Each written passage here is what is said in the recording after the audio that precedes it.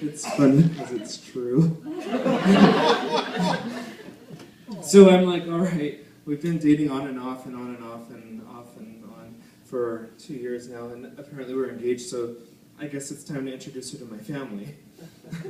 So I brought her to Christmas, which was so fun. We were opening presents and everything was going smoothly up until that point. Everybody was still shocked that I was engaged and nobody knew I was dating. And right as we're starting to open presents, she asked for everybody's attention. And I'm like, okay, what is she going to do? Oh no, she's going to freak out. And she's like, for Josh's Christmas gift, I've prepared a song that I'm going to sing about how much I love him. It was humiliating.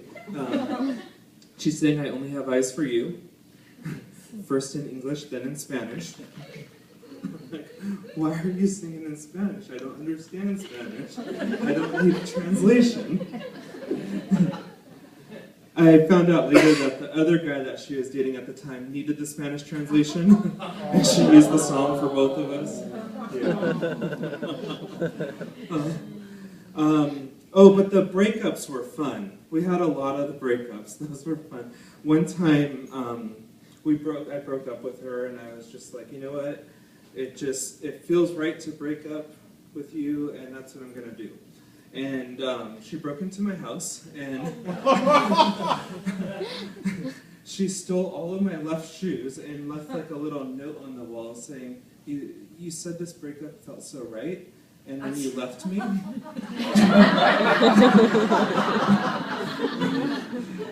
So you can just lean on your right side, you don't need any left shoes. Followed by a Spanish translation. But our final breakup was in 2004. It was in January, the wedding was going to be in May. So we went to, I still went on the honeymoon, of course. I took my best friend, Jake. It was funny when we got there because everybody's kind of like looking at him really strangely. I thought it was because of his tattoos and long dreadlocks, but it was actually because we had booked the honeymoon suite and they were really nice. So they awkwardly told us that they were going to upgrade us for our wedding gift to a bigger resort. And so I just went with it.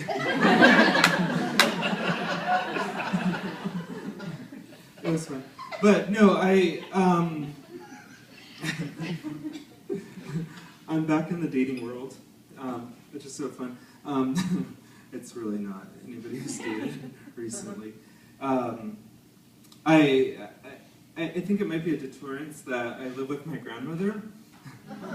Yes. Or as I like to say on my online profile, my grandmother lives with me. But she's great. She's great. A lot of you know her. A lot of you have met her. And she's been in a wheelchair since 1975. And she's very mobile, and I do a lot to take care of her. I go in her room every night to check if she's breathing. So she wakes up with various things in her nose. Paper clips, a light-up pen, small animals. No, we do like to mess with each other. She messes with me too. I don't know if she's messing with me as much as she just really wants to know everything going on in my life. So she'll open my mail and go through my stuff. So I like to make it interesting for her. So I'll mail letters to myself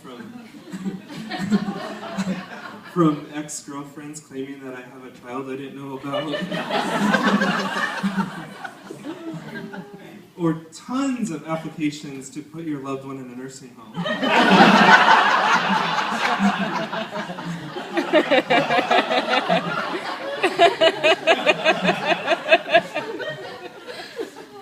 And when she goes through my stuff, I think she has good intentions, because she thinks she's helping me by like straightening up my drawers, and she'll just kind of go through and I do try to keep it interesting. So she'll go through and she'll be like, what is it edible underwear. Who would eat underwear?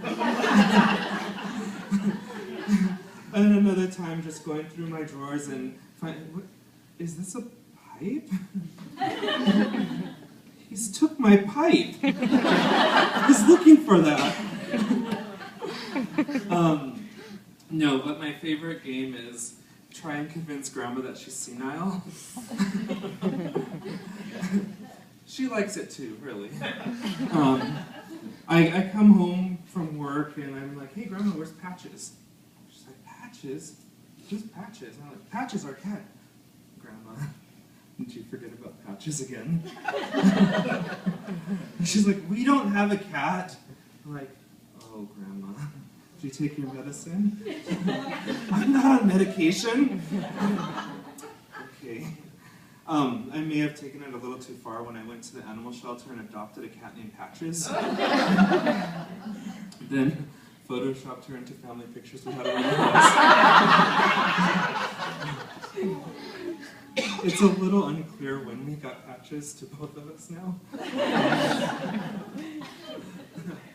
But a lot of people say, like, maybe the trouble that you have with dating is that when you pick up a girl and take her on a date, you're just a terrible driver. And I'm like, well, I wouldn't say terrible. I mean, I can parallel park any size car. And, I mean, okay, so the first time I hit a pedestrian, it didn't really count because I didn't have my license yet. And, well, then there was the kid on the bike. But he kind of hit me. Like, we were kind of going, and he just hit me. It was super dramatic about it. And, but he got off the bike, and he's like, oh my gosh, I'm so sorry. Please don't tell my mom, I'm so sorry. And I'm like, okay, but if you do it again, I'm going to have to tell her. So I was at that point late for work, and I raced to work and pull in the parking lot, and this old man was getting out of his car with his walker and didn't see me, and he hit my car. Same day that the kid hit my car. Oh, that's also a true story. So I got out of the car. I'm like, maybe that approach will work again. So I was like, oh, you didn't see me coming, you hit my car. He's like, I'm so sorry. I'm like, it's okay, I forgive you. Because I'm a giver. So, that's not my whole pedestrian incident story. There's also, I hit my housekeeper and my gardener twice each. It wasn't aim, it was before aim. So far, I haven't hit any aim landscaping people. But here's the thing, I hit them each twice. I mean, first time, shame on me.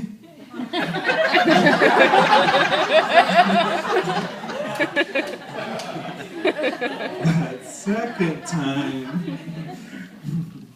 And then there's numerous bicycles. They just, they are asking to get hit. But I've only hit one person on purpose. Also not my fault. No, I just got a brand new BMW. I was so excited about it. I was in Santa Monica, and this guy insisted on cleaning my windows. The car just came from the dealership. They detailed this brand new car. And he's cleaning my windows, and I'm like, please don't touch my car. Please get away from my car. Please go away. And he's like, some of us are trying to earn a living. I don't know what that means, but please. So then he's finished, which he just smeared my window. I could barely see out of it at that point. And he's like, you owe me $5. I'm like, for that? And I'm like, no, I'm not going to give you money. And he's like, you have to. I provided a service, now you owe me payment. And I'm like, no, go away, please. And so then he stood in front of my car, and he wouldn't move. So I said, I'm like, if you don't move, I'm going to just go right through you. And so I decided I'd start with a little warning tap.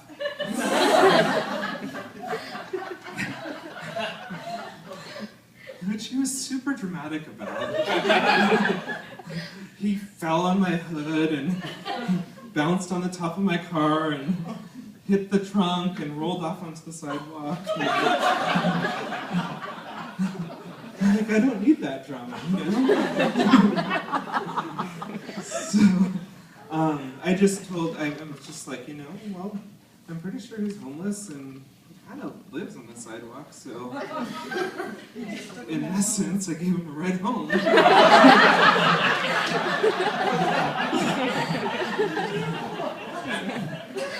No charge. But anyways, that's enough about me. I can go on forever about myself. I have put together this crazy, incredible show, and I invited my favorite comedians, just people that just made me laugh so hard that I maybe peed a little. And I'm so glad that they came all the way out to Santa Clarita, and I'm always going out to Burbank and Hollywood and all kinds of other places to perform, so it was nice to bring them here. And but this first comedian is a good friend of mine. She's become a good friend of mine, and really, to me, kind of a mentor. Well, not kind of a mentor, she is a mentor. She was my first comedy teacher, and she was able to take what I said and teach me how to communicate it and trim the fat off of all these words, and now everybody that uses extra words really frustrates me. But let me tell you a little bit about her.